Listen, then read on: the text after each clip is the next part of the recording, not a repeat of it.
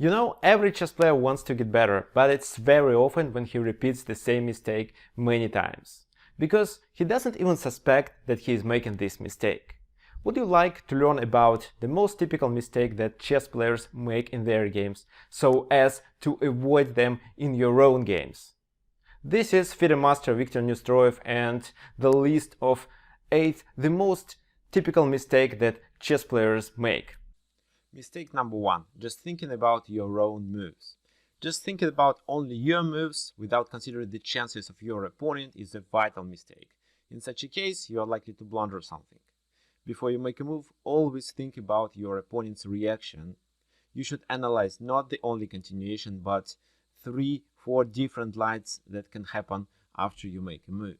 For example, look at the board. In this position, it was white to move, and he decided to play rook takes g7, bishop g7, rook takes g7 check, and the king goes to the corner, and then he didn't consider what black gonna do, and he played queen g6 with the idea to checkmate on e8 or maybe on g8.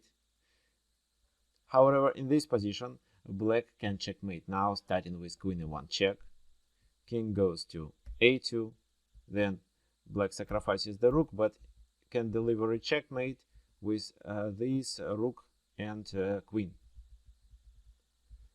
If, for example, here the king goes to c2, it's still a checkmate after rook b takes c3, like that, rook a3. If only white realizes that in this position black can play queen e1 and deliver a checkmate, I think he would find rook g8 that forces the king to take, and queen g6, queen g7, what checkmates. The second mistake is creation of bad traps in a hope for a mistake. Many players try to create a trap, and in the case if the opponent gets trapped, they can win much material or even a game. But if the opponent doesn't get trapped, their position may become worse or even losing. Such players usually take too much risk in the hope for the other player to blunder. For example, it happens in this game. Black played knight to b6. The idea was that if white captures what looks actually natural, then after king c7 the rook is trapped and black is better. However, in this position white could just take on d8, king takes on d8, and after knight g5 he is attacking two pawns. For example, king e7, knight h7, and now white gets an extra pawn and can promote his h-pawn. Here knight f3, no counterplay for black, and h5, h4, h6, h7, and so on. Instead of playing a bad trap in this position, black could play something better, like king c7, e5, knight b6 with the idea to play knight d5 to trap the rook, or maybe to trade on d6 and gain a pawn, so that he can sacrifice the h7 pawn after that. Number 3. Playing without a plan. It's very often when a beginner or even a club player doesn't think about the plan. It is said that it's better to play following a bad plan than with no plan at all. Each move you make must have the idea behind it. In the middle game, it is key to have a general idea of what we want to do. It's not enough to make a move just because it's your turn to move. You should follow your general idea. Of course, if you are not experienced or you meet a certain position for the first time, you may struggle with a plan. For such situations, I can give 2 tips. First, improve your own pieces. Find the worst piece and try to improve it. And the second one, figure out your opponent's plan and try to disrupt it. For example, look at this position. White has a really brilliant position. It's a Carlsbad structure. Bishops are good. White also played some moves like a3, h3 that were not obligatory. And in this position, black can start the attack on the king side. This is the most typical plan for black and Carlsbad. So knight a4, knight takes a4, d takes a4, then knight f6, then bishop b8 with the idea to play queen c7 and threaten a checkmate. For example, b4, queen c7. Then if he does g3, we just capture the pawn on h3. If he does knight e5, we are trying to get rid of this knight, so he has to play f4. we take en passant, knight takes on f3, and then bishop h3 with a strong attack, for example. G takes h3, queen g3 check, and after rook a4, it looks like black is winning. Of course, it's not obligatory to happen in the game, but that can be your plan, and you should try to achieve it in this position. However, what happens in the game instead? Instead of playing knight a4 or any other move that starts a kingside attack, here black played queen c7 with no idea. Bishop h2 is not a threat anymore, with the knight on f3 and no pawn there. b4, rook a6, okay, fine. Rook e7, the move that doesn't really make any sense. Rook c1. Black doubled the rooks on the e file. What for? Then b5, and now the position is better for white.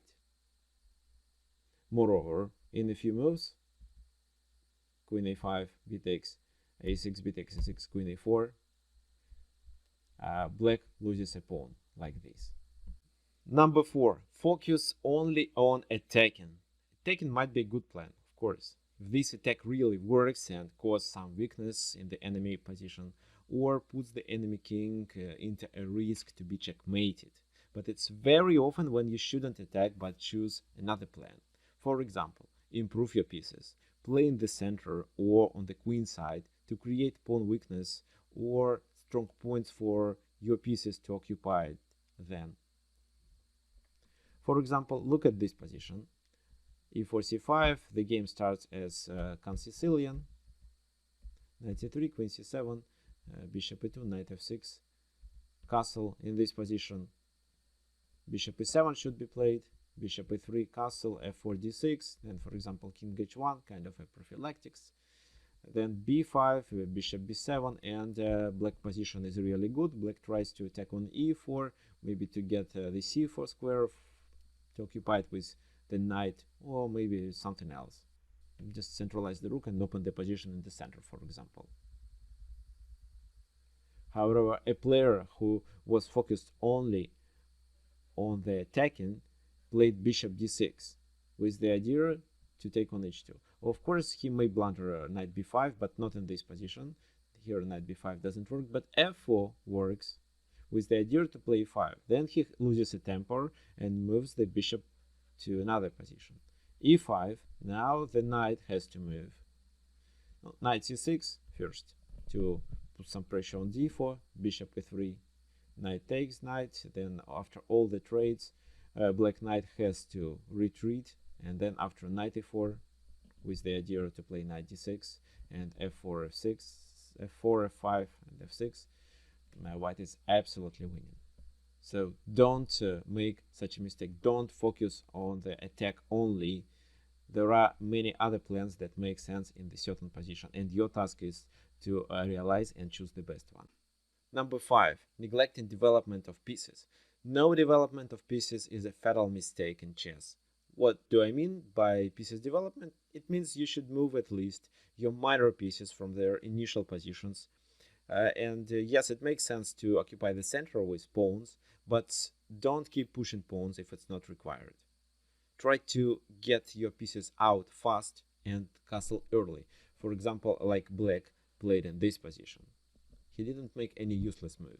He controls the center, he developed the knight, the bishop on g7 is good, and the bishop on c8 is open, going to play to g4. As for white, white played a few moves that were not obligatory, like a3, queen e2, and then he decides to play h4 in this position. He decides to start the attack immediately without any development. His pieces are stuck on the queen side. And of course, he gets a counterplay with e5. D takes a5, knight g4, and then after h5, black just captures the pawn on e5 back, opens the position, and there is nothing to worry about the kingside attack. Moreover, instead of playing this move, e5 here, black can play bishop g4 first, and e5 on the next move, and then even h5 cannot be played. Black opens the position with d4 and gets the advantage in a lead in development. So it's very important to develop the pieces. Don't start the attack or apply the other plan when your pieces are not developed. Mistake number 6. Not activating the king in the end game. Young players and beginners learn that the main idea of chess game is to defend their own king and attack the enemy king. But in the end game, where only a few enemy pieces left, the risk to be checkmated is very low. That's why it makes sense to centralize the king and use it as a normal piece that can attack squares around it. In the endgame, the king's value is comparable to a rook. For example, in this position, I believe a beginner would play something like knight c5, attacking the bishop and this pawn on e4 simultaneously. Then bishop moves to c2, king d6, king f2, king f5, king e3, and the position is equal. There is nothing that black can do to improve it. However, instead of playing knight c5, he can centralize the king immediately and play this move. King f2, king c5, knight e3, and knight e5, attacking the c4 pawn and preventing the king to move to d3. And then the game is over because black takes the pawn on c4 and wins it. For example, king e2, knight c4. After a trade, the pawn on b5 dies and black can promote a and b pawns. If something like that, we can take on c4, of course, but it makes sense to trap this bishop like this. And then just go back with the king to capture the c pawn. If he trades all the pawns on the queen side, we just go to the center, take his e and f pawns. Black is winning. So it's very important, especially if you don't know what to do, to centralize the king in the endgame if you are sure that nothing bad can happen with it. There are no pieces to attack it, and at least the king can't be checkmated there. Mistake number 7.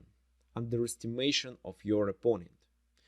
Your opponent deserves respect. Underestimating the opponent can lead to a disaster. If you think that you're a better player, you lose concentration and focus. This leads to blunders. And one big blunder is usually enough to get a losing position that you can't improve then, even if you're a better player than your opponent. I usually say to my students, don't think your opponent is idiot. Always think that you are playing against someone like Garry Kasparov, and let your opponent surprise you with a blunder.